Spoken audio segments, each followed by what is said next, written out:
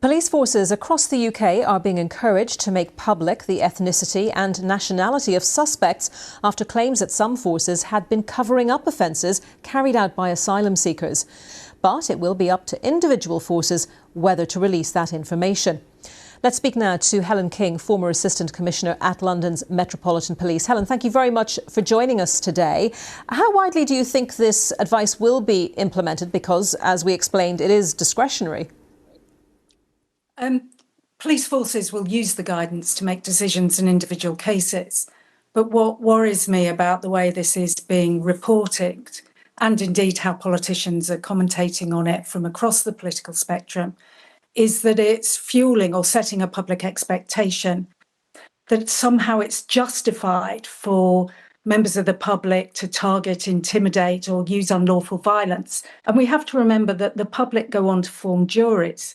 So if we care about fair trials, which I think we all should, then we need to make sure that the way crime is reported and individual cases are reported prior to conviction, prior to all the evidence being exposed in a public court of law, that we're somehow skewing the criminal justice system.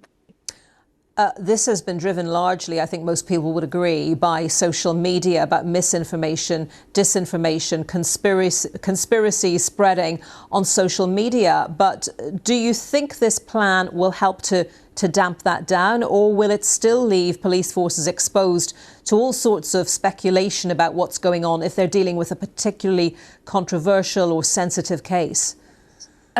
Misinformation, conspiracy theories. We know very sadly that even putting the record straight, that doesn't mean that they don't continue to circulate.